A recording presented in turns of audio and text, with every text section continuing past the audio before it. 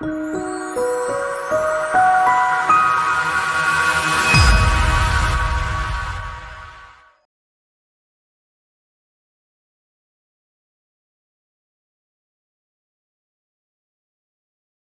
was it about STARS that makes it so different from how it's like working with students in school?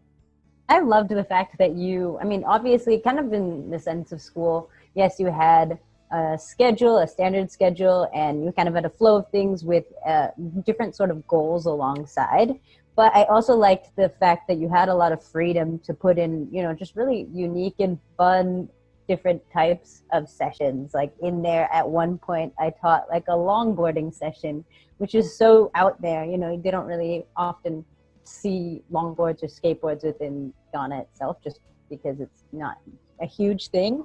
And so that was a really unique way to get people out of their comfort zones and try new things and really metaphorically fall on their faces, but get back up and keep trying. Yeah, I would just echo that, like, it's a completely different, like, free environment. So, I can remember teaching in the classroom in our community where you had to be mindful of which way you wrote on the chalkboard, like, and that, the students are so used to learning a certain specific way once they're in that classroom, like the room itself. But going to a different place like this camp, I think their expectations were just, gone. Like, they didn't know what to expect. And so they were able to, open up their minds to learning different things, learning in different ways, and realizing there's a lot more out there than just like following the textbook. I wanted to also talk to you guys about gender equality. We all know how Ghana is, especially for young girls, how difficult things are for them. The camp really does a good job of showing them and teaching them about gender equality. Can you guys talk a little bit about how that was for you guys, and what did you guys hear from the participants? I think something that really stood out to me was that we had a student at the university where the camp was held, a female student who was studying like a STEM field. She came and talked to the students. And so it was really important for them to like meet someone, and it was no longer like an abstract concept. It was someone in front of them that was pursuing this field.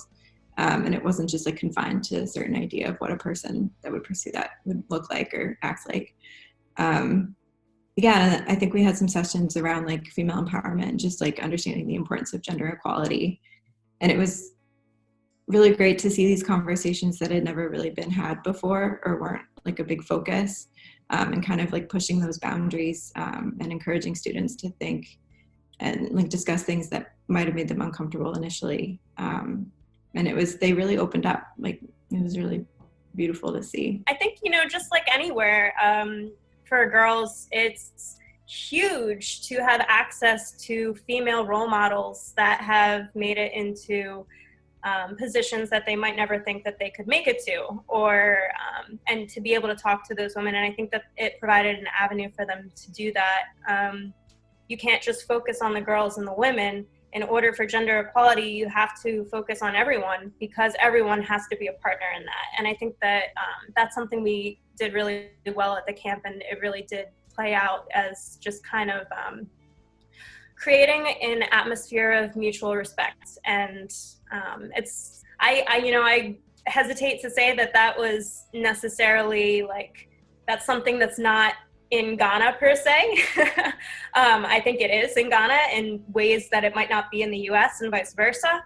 But I think that in general, this camp was a great opportunity for an atmosphere of mutual respect, and creating that respect for each other, and empowerment for women and girls is also empowerment for boys and men. So it's just kind of empowerment for everyone.